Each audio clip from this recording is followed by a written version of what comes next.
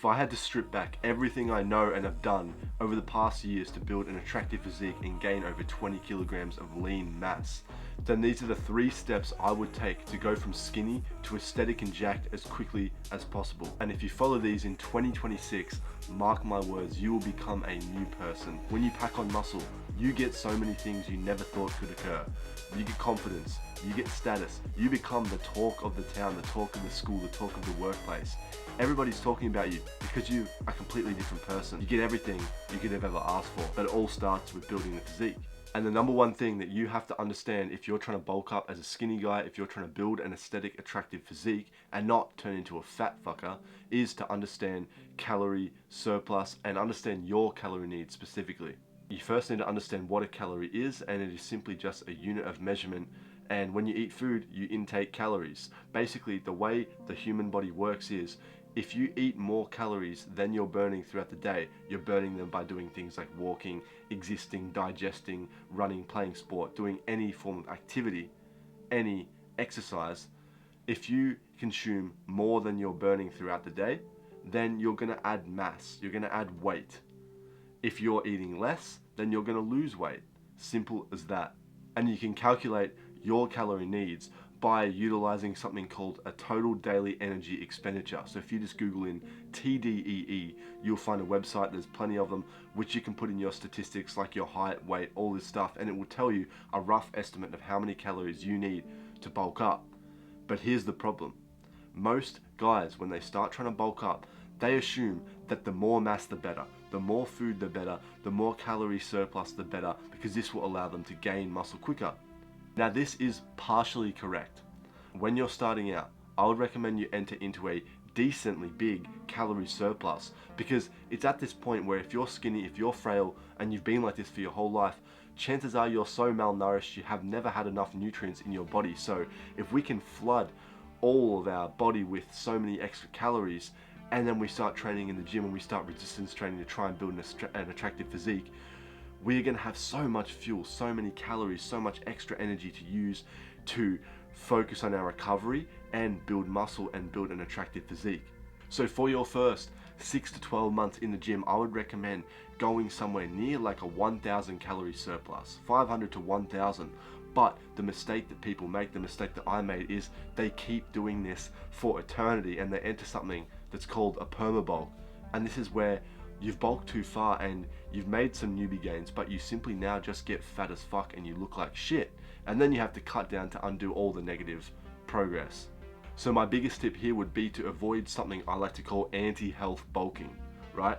Because once you build the significant amount of muscle you can build in your first newbie stage and use the calorie surplus to your benefit, there is no real need to keep being in a crazy surplus. All it's going to do is gain extra fat on your body.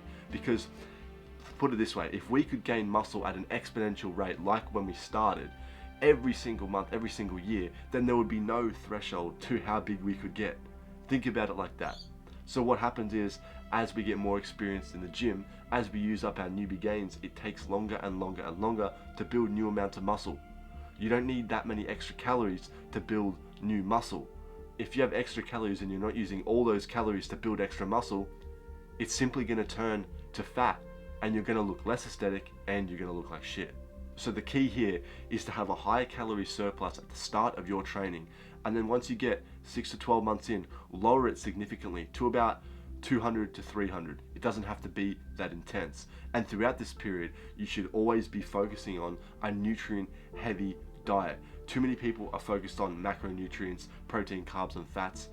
They all make up calories. What really matters is the quality of the food you're putting in that make up those calories. So your micronutrients, your vitamins and minerals. Because honestly, you could take 2 guys who eat the exact same amount of calories, but one person has focused on a macronutrient split, the other person has focused on eating good whole foods and achieving perfect micronutrient status throughout the day. And they're gonna look way different, because it's the micronutrients that determine how your hormones function, the role they play in how lean you can get, how aesthetic you can get, where your muscle grows the most. It's all these things that matter so much more than just worrying about, oh, have I eaten enough carbs or have I eaten enough fat or protein? Don't be a coper, because so many guys are just coping and eating bullshit and claiming it's because they need calories to bulk up. That's completely wrong. And now look, you may be eating this shit food because you're struggling to eat enough calories throughout the day. Your meals are too big, they're too hard to get down. The simplest tip I would give you here to easily make it easier to eat more food and get more calories in through the day is to simply eat faster. Set a timer or just put on a YouTube video and just fucking scoff down your food, and by the time your brain realizes it's full, you're already 3/4 of the way through the meal. You don't have to do this enjoyable eating process, because let's be real, most of you guys, me included, I was eating not so much for taste, I was eating to get the calories in so I could bulk up. Second key fundamental step if you want to go from skinny to aesthetic in 2026 is to utilize presence geometry. Now, you've probably never ever heard this before, and it is basically the fact that girls, other guys, they don't really give a fuck too much about how big you are, about what the biggest muscle group on your body is, right? The goal of us lifting and becoming aesthetic was to be big, and was to be deemed as protective, and was to be deemed as attractive to the normal eye. So realistically, it doesn't matter about growing every single muscle to a specific degree and a specific amount. Nobody is going to walk down the street, see you, and look at your hamstring muscles and comment, oh man, that's a really developed semi-membranosus. No, we're doing it for the average eye. We're doing it to achieve attraction from the average person who doesn't have a laser focused eye on what the optimal, muscle balance split is.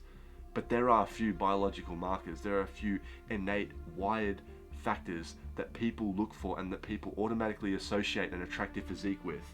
And if you can optimize these, which I like to call the presence geometry lines, power lines, then you will look way bigger and way more attractive than you really are. And especially if you're trying to bulk up quick and become aesthetic quick, this is super helpful because you don't need a whole lot of muscle. It's more about emphasizing shape than size. There are 3 areas where this will pay off the most for you. The first one is the shoulder to waist ratio. When somebody sees you down the street, they can automatically see the size of your frame. Frame is law. You must have a 1.6x ratio between your shoulders to your waist. That means your shoulders are 1.6x more, bigger than your waist. This is going to create an illusion of a V, and that is subconsciously, innately, biologically wired inside of women especially. There have been studies done on this that prove attraction, instant sexual attraction and polarity, because it makes you look protective, it makes you look strong, it makes you look like a large framed man who has power. That's what we need. The second is to emphasize our neck and our trap thickness, because if you're wearing a shirt, same thing as being able to view your frame in a shirt. If you're wearing a shirt, you can't really see that much other than your forearms and other than your neck. Nobody's going to know if you have abs realistically. Nobody's going to know if you have, a big chest unless you're wearing a form-fitting shirt. But it's always the neck that is showing no matter what shirt you're wearing. So if you can start training your neck and get thickness, preferably something that is close to the actual width of your head, just less, that's going to create a balanced aesthetic, and it's going to make you look stronger, make you look bigger. You could have a skinny as fuck body but a big neck and you're still going to look bigger. That's why fighters always look so intimidating when they have shirts on, but when they take their shirts off, most of them are pretty lean and pretty skinny, which is obviously what they need for the sport in most cases, but you get the idea. Third area that we need to focus on, so we are not skipping legs and completely being stupid gym bros, is VMO development. Now, the VMO is the teardrop area of the front of your quadricep, the front of your leg. And if you can develop this by doing things like leg extensions, then you will achieve an aesthetic as fuck looking leg. And people, like I said, aren't going to look at your leg and comment on your hamstring, your specific fiber of your hamstring. They're going to be looking, okay, do his legs look muscly? If you have a big VMO and the big front teardrop area of your quad, you're going to instantly provide an illusion that you have bigger legs. You can turn to the side and still have pretty small legs, but from the front, which is in most cases how people are going to view, your legs will be looking aesthetic and attractive, and that's what we want. You just have to focus on a few key things. And that brings me to step number 3. You need to focus on the staple 6 exercises. If you're trying to build an aesthetic physique, especially if you're going from a skinny guy, You don't need to train like a fucking niched out bodybuilder. I'm sick of seeing so many guys in the gym who train like absolute spuds. They're doing these like weird incline chest press cable, just retarded shit that you don't even need to do. There's a reason why the greats in bodybuilding, there's a reason why everyone who has an attractive physique is doing the same set of exercises. And there are around 6 of them. And I like to call them the staple 6, especially if you're a skinny guy. And if you just achieve progress in all 6 of these movement patterns and directions, then you will build the majority, the bulk of your physique, especially in the newbie phases. Because these exercises are like making the cake. You need the flour, you need the eggs, you need the milk, you need the sugar. That's the main component, the main ingredient of the cake, of creating your aesthetic physique. And it's only when you've made the cake that's when you decide to put icing and sprinkles on top. That's when you decide to fine tune what you've made and do isolation exercises and do variations that help you push through plateaus. But for the first at least year of training, even the whole period of your training forever, you should be focusing on the staple 6 exercise patterns, and they are a horizontal push, a horizontal pull, a vertical push, a vertical pull, and a hinge movement and a movement of hip flexion and knee bend. So this will cover every single aspect of your body other than your arm isolation and a few leg isolations and maybe some shoulders.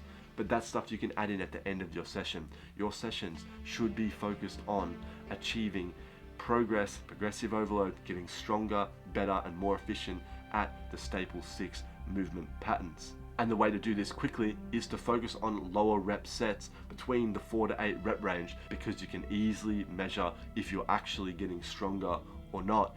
And they're the 3 steps, the 3 rules on how you can transform yourself from being skinny to becoming aesthetic and gaining kilos and pounds of muscle and attractiveness, and completely changing your life inside of 2026, which is coming up soon. But if you want more help, if you are a skinny guy yourself, if you're a guy starting out who's not sure where to start, then check the link in the description. It's where I have the exact video module courses, the exact protocols, everything you need to know to not only build the physique, not only get attractive and aesthetic coming from somebody who is a complete loser, who's a complete skinny guy, but it will also show you how to leverage your physique in the real world to achieve the things that you really want, like dating and social success. Because it was never just about being bigger. It was about creating a man who is undeniable. And that's what I want for you. That's what I've done for myself. So with that being said, remember that progress is purpose, and I'll see you in the next one. Peace.